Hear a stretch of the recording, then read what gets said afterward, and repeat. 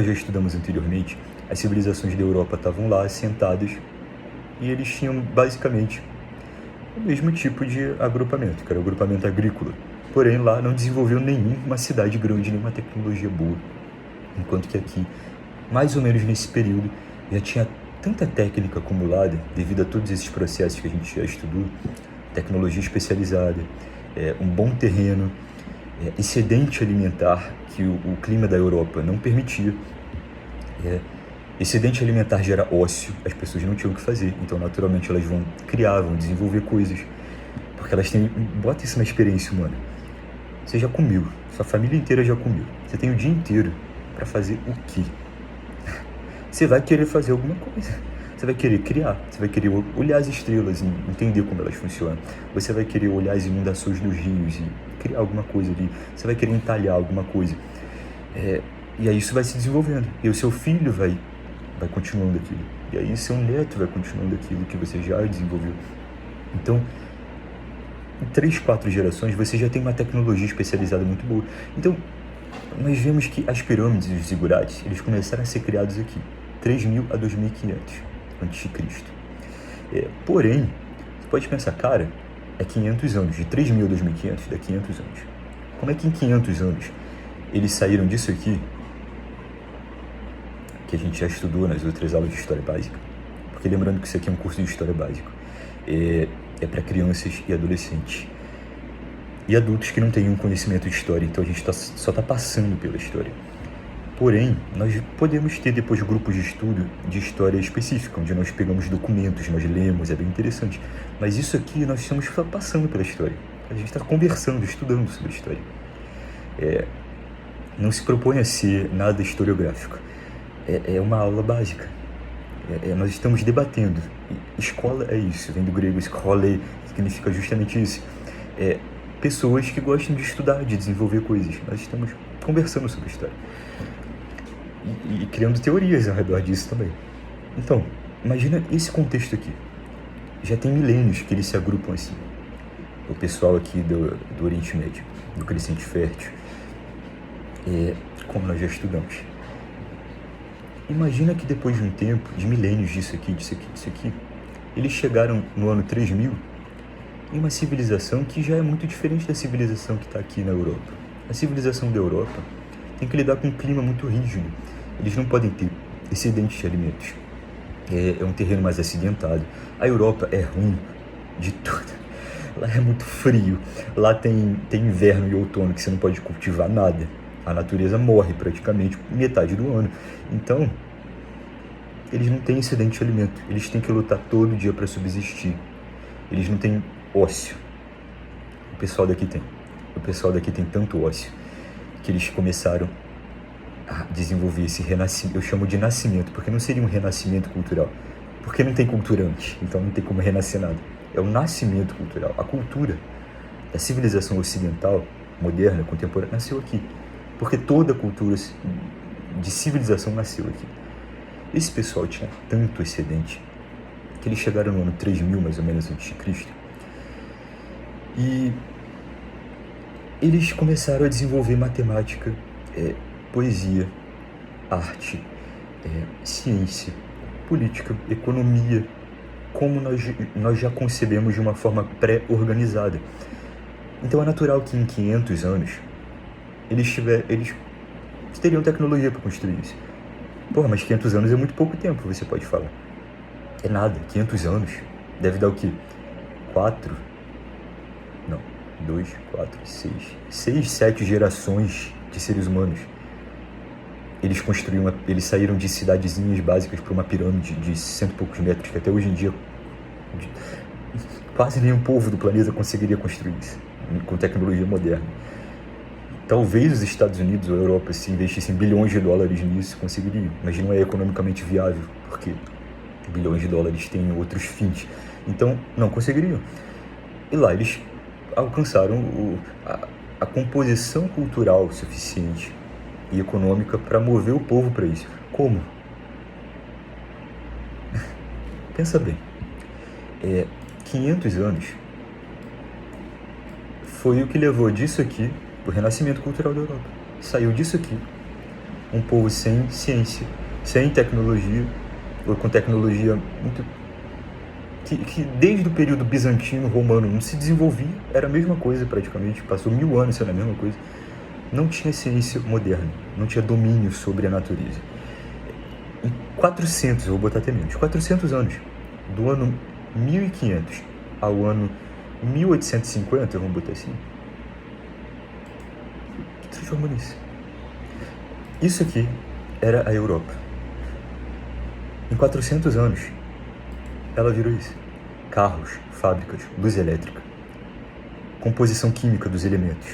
Tinha universidades, tabela periódica, básica pelo menos, mas tinha arte desenvolvida, tinha gás, pilha, bateria.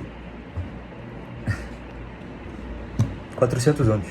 400 anos não é muito tempo para você desenvolver do zero tecnologia que não existe. Se você tiver essas características que essa sociedade aqui tinha: ócio criativo, excedentes de alimentação e elites que queiram isso, que guiem a sociedade para isso.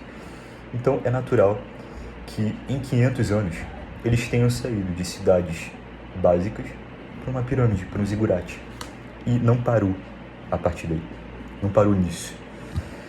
Apesar disso ter sido o ápice. Esses 500 anos do nascimento cultural foi o ápice dessas civilizações, principalmente no Egito.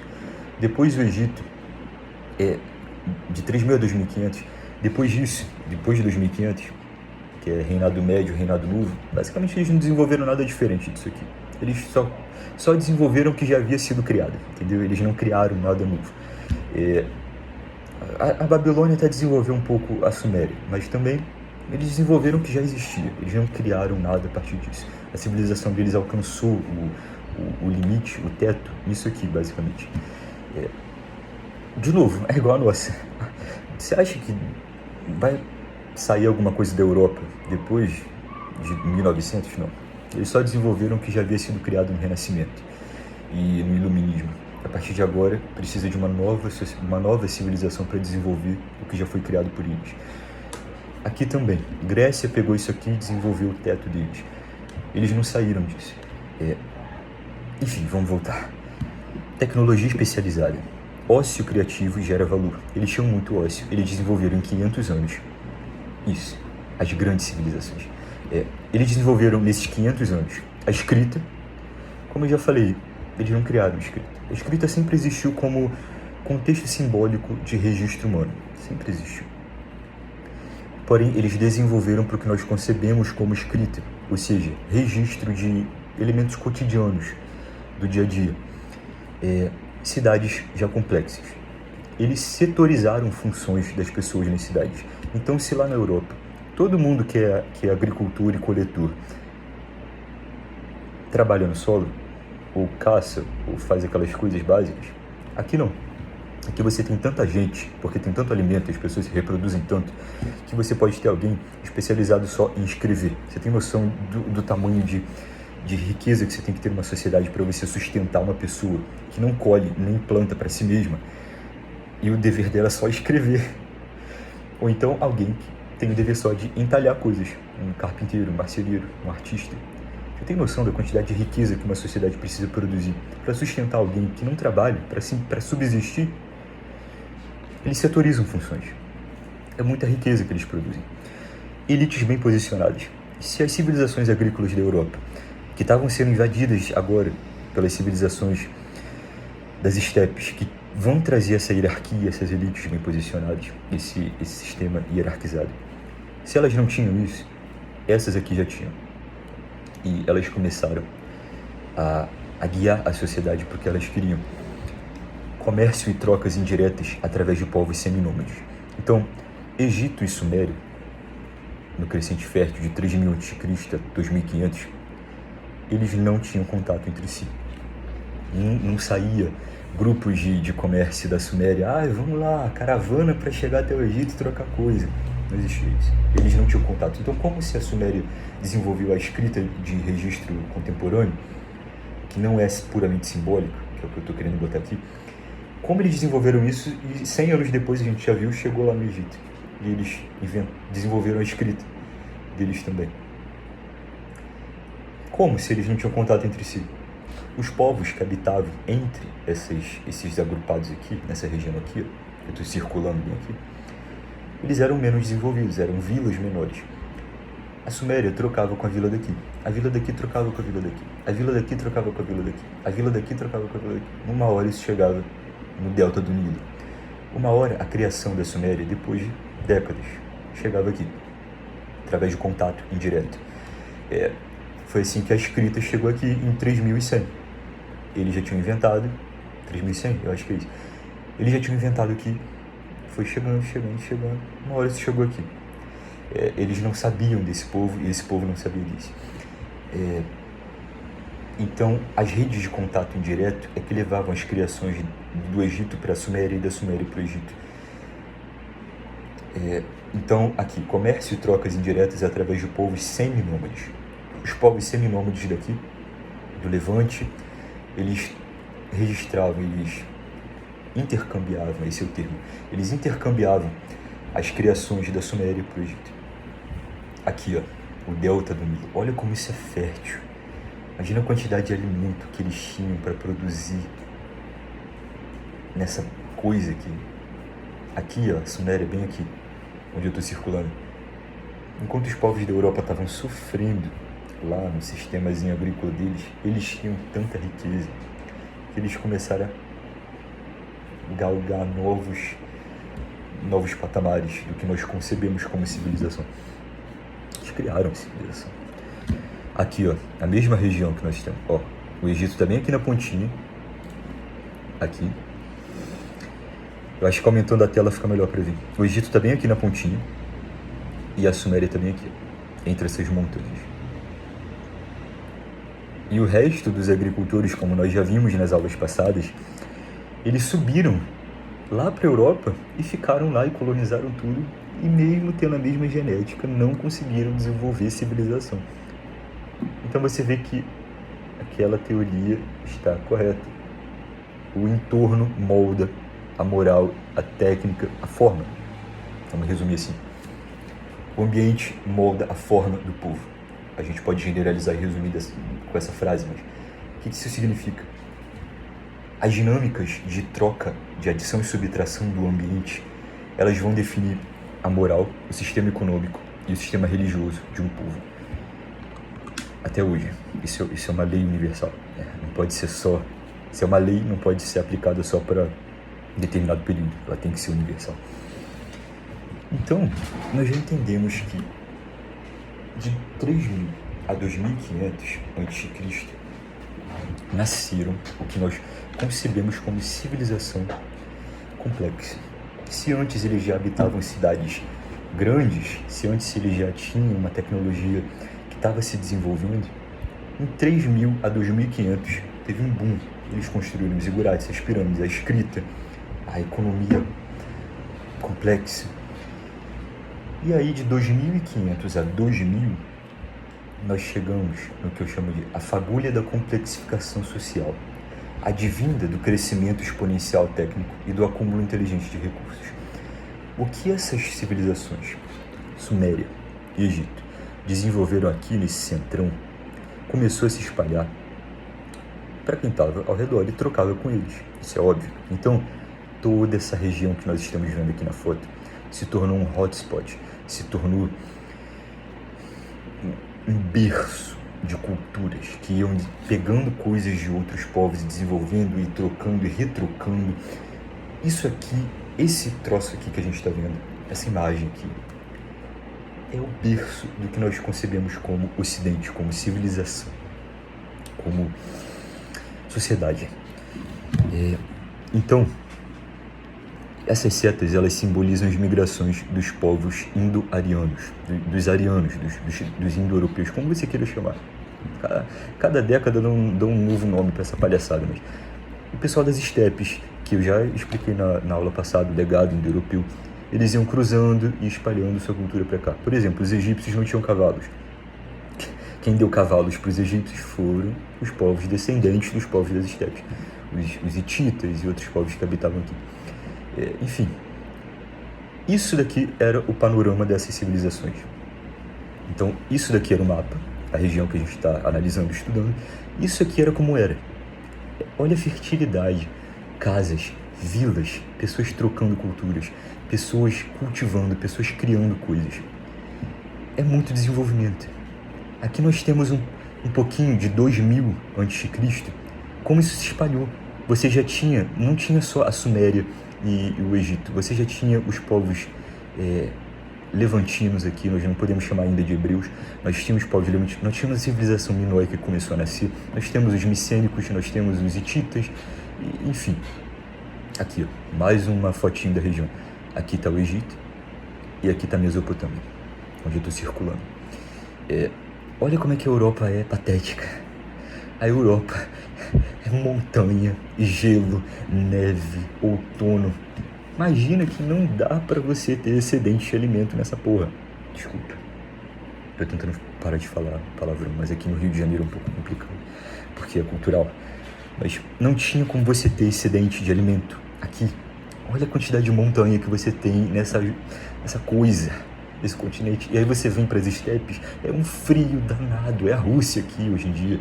É frio, não dá para você ter muita coisa cultivável aqui o ano inteiro. Aqui dá. Aqui, como eu falei, você tem um ano inteiro de comida. Você não precisa pensar em comida. Então você tem tempo de pensar em outras coisas. É naturalmente que a civilização tenha surgido aqui. E aí, em 2000 a.C., você tem isso aqui. Esse é o panorama do mundo. Isso é o mundo. Porque o resto do planeta Terra está vivendo ainda como caçador-coletor, está vivendo ainda como seminômade, está vivendo ainda como os povos agrícolas. Não me digo. Isso é o mundo. Isso é civilização. Isso são povos. O resto é o resto. Então, o panorama do mundo, como eu coloquei aqui, é isso aqui, ó. Os indo-europeus que desceram lá das estepes, agora eles já invadiram tudo isso aqui, ó. Tô circulando com o dedo, mas vocês não estão vendo. Eles já invadiram isso aqui tudo, eles já cruzaram com esses povos, eles já dominaram culturalmente esses povos e mesclaram e deram origem ao que nós chamamos, na outra aula, legado indo-europeu, de Europa. O espírito europeu nasceu aqui. Eles começaram a descer isso aqui também, dominaram o norte da Índia, dominaram o Irã, e começaram a ter contato com os povos aqui que já habitavam aqui, os levantinos, e deram origem a outros povos como os hititas, os Mitanni, que é um povo que habitou o norte da Mesopotâmia, que tinha origem europeia. Então, os indo-europeus estão circulando, estão descendo em várias levas. Eles introduzem o cavalo em diversas sociedades daqui do Oriente Médio. Eles misturam-se geneticamente, culturalmente, com sociedades já estabilizadas, que são os sumérios. Eu não diria que eles chegaram nos egípcios, mas de forma indireta chegaram os descendentes deles. Alto fluxo de trocas diretas e indiretas pela sociedade dessa faixa do globo. Então, o que se criava aqui, vocês estão vendo que eu botei círculos menores. Esses círculos significam trocas e comércio. Então, o que se criava nas cidades-estados sumérias e nas cidades egípcias, através da troca e do comércio, seja naval, pelo mar Mediterrâneo, ou seja por caravanas de comércio, elas iam chegando de vilas em vilas e naturalmente elas iam se espalhando por isso aqui. Então, elas saíam aqui do Egito, do primeiro reinado, do primeiro império, e trocavam com Israel, chegavam na Suméria, chegavam nos Medo-Persas, os iranianos, chegavam... Saber que Irã significa ariano na língua deles? É uma curiosidade.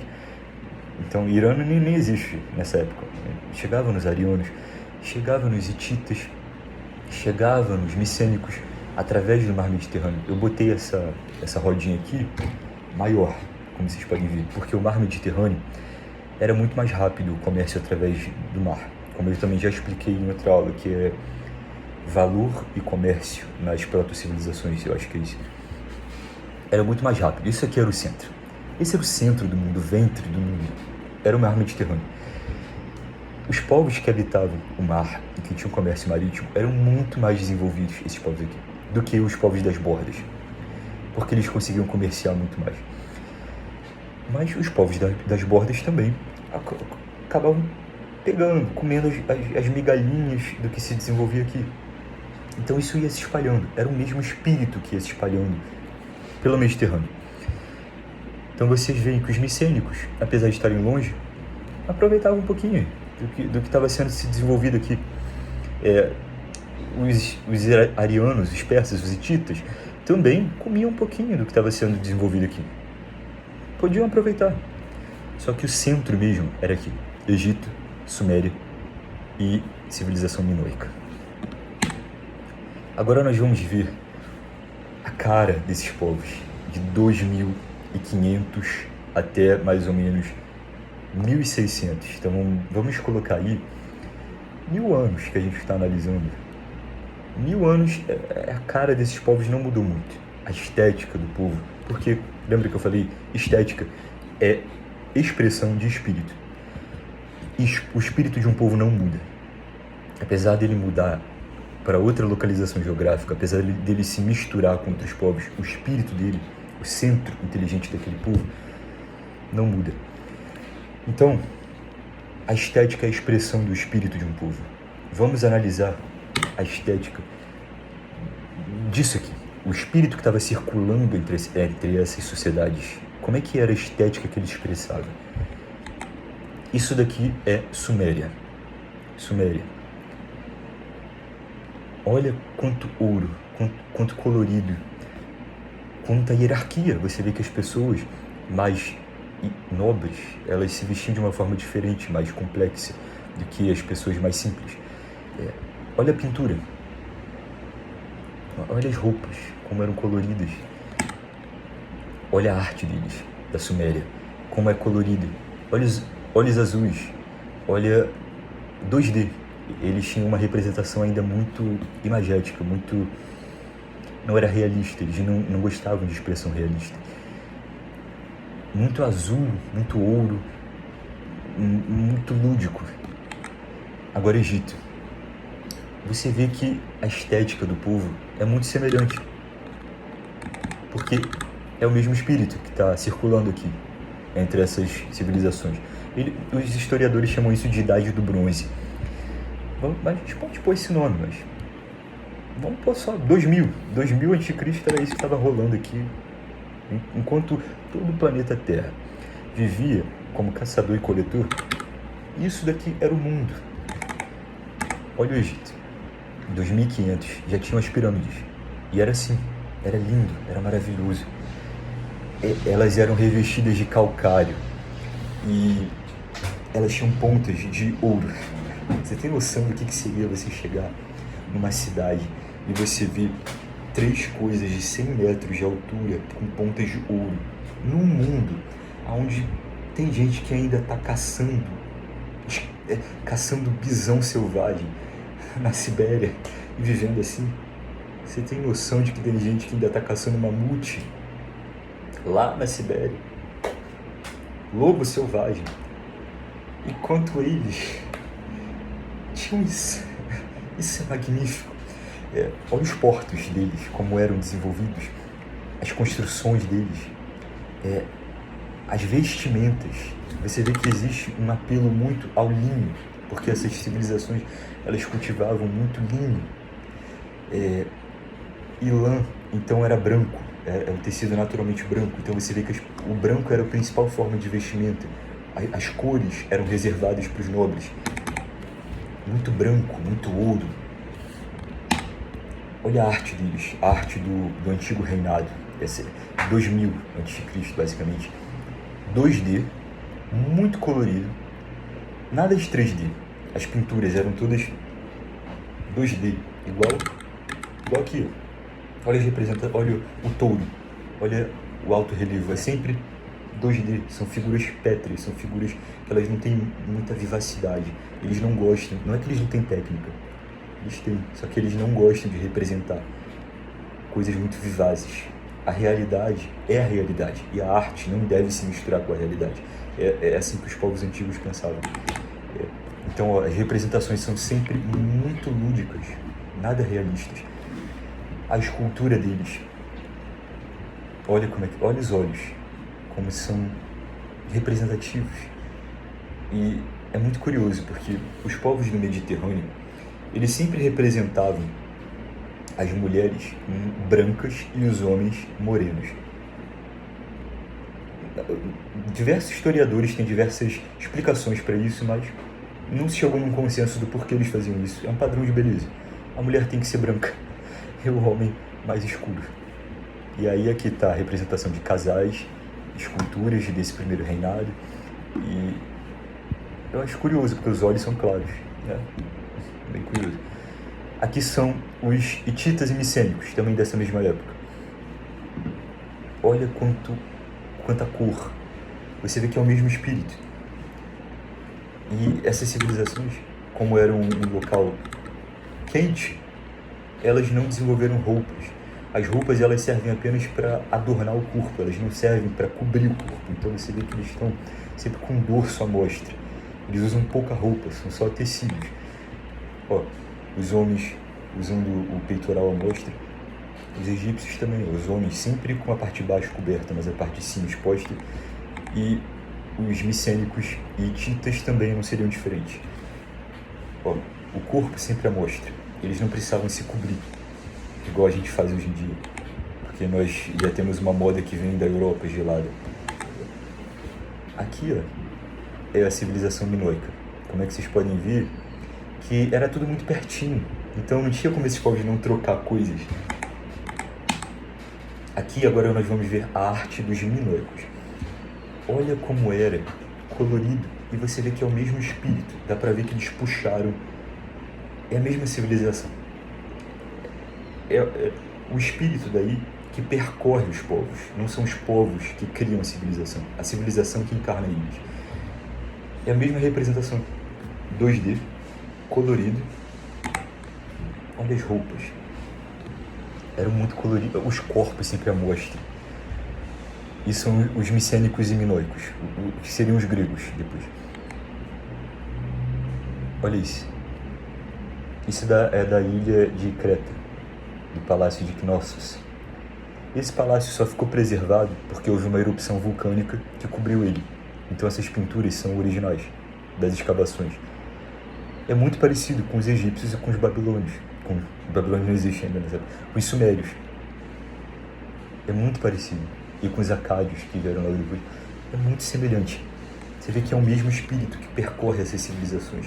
São as trocas. Nós não podemos chamar de civilizações diferentes.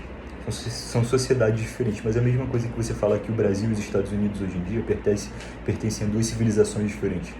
É uma mesma civilização, é a mesma cultura, a mesma moda, a mesma arte que circula nesses locais.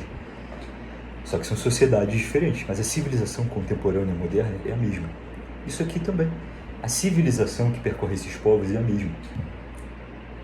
Só que são locais diferentes que adaptam ela de forma diferente. Então, olha a arquitetura. Isso daqui, ó, onde eu estou circulando aqui, é Suméria. A arquitetura da Suméria. Aqui é a arquitetura do Egito, e aqui é a arquitetura minoica, e aqui é a arquitetura micênica. Grécia, Minos, Suméria, que é Ur, aquelas outras cidades lá, e Egito, que essa época já está unificada. É a mesma coisa, vocês estão vendo? A estética é igual. Colunas, muita cor, muitos padrões geométricos e espaços amplos e abertos, porque são locais quentes, não precisam cobrir os locais. Não precisam fechar eles totalmente com janelas. Não existe essa necessidade. Então, é a mesma arquitetura, só foi adaptada por povos diferentes.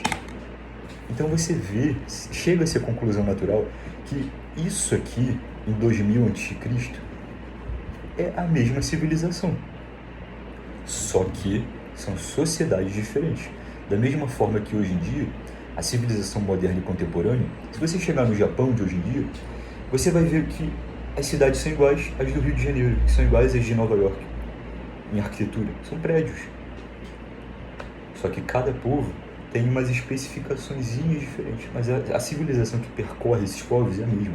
É a civilização contemporânea, burguesa, moderna, como você queira chamar. Isso aqui também. O que eu estou propondo aqui é o mesmo espírito que está circulando aqui. E ele está sendo encarnado pelos diferentes povos de forma única, de acordo com o ambiente de cada povo. O espírito é igual. Então você vê que o point da tecnologia e da organização complexa é isso aqui. O resto do mundo está vivendo igual caçador-coletor. A tecnologia complexa, desenvolvida no Crescente Fértil e Egito, devido a milênios de acúmulo de recursos, de forma abundante, como a gente já estudou, é rapidamente copiada na Idade do Bronze e vai se espalhando através de mimeses aos povos de origem indo-europeia, os proto-gregos.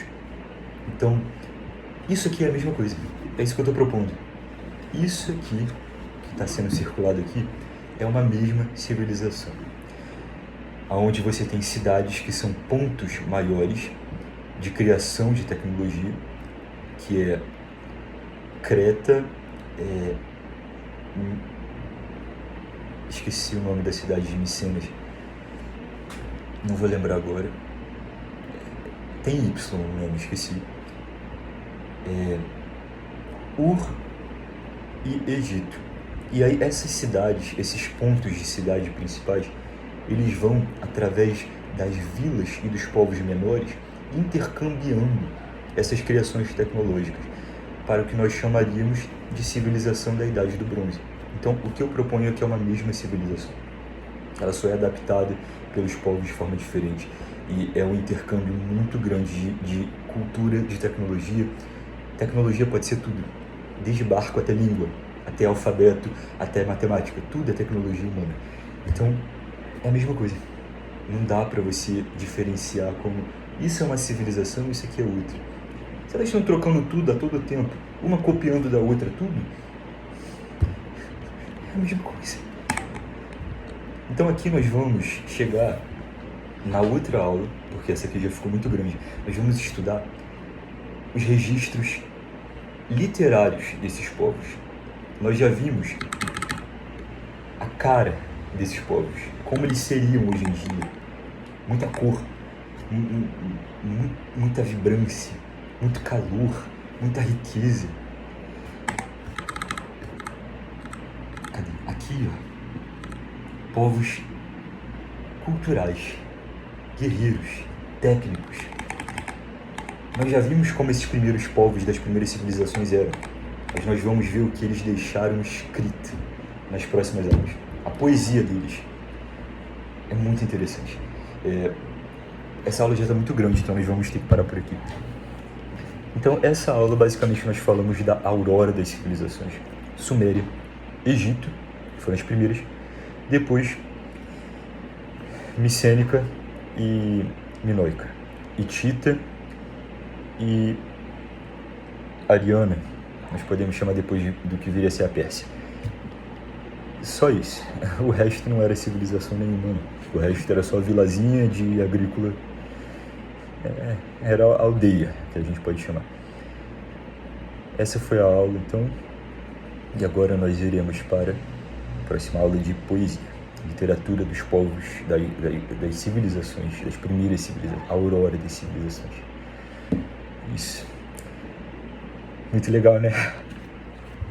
Eu acho, pelo menos. Tem gente que odeia história. Eu acho que história é inútil, como eu já falei aqui, só que eu gosto. Então é um hobby, não é algo que eu acho que é algo técnico, não serve para algo. É uma das ciências mais inúteis que existem. Mas eu gosto, eu só faço porque eu gosto, eu só estudo porque eu gosto. Só isso, não serve para nada na minha vida. Não me adiciona nada na personalidade, no meu corpo, na minha mente, nada. Não melhora a minha visão de mundo. Mas é interessante estudar como isso se desenvolveu para chegar até nós. É muito legal. É isso. Vou parar de gravar e salvar o arquivo.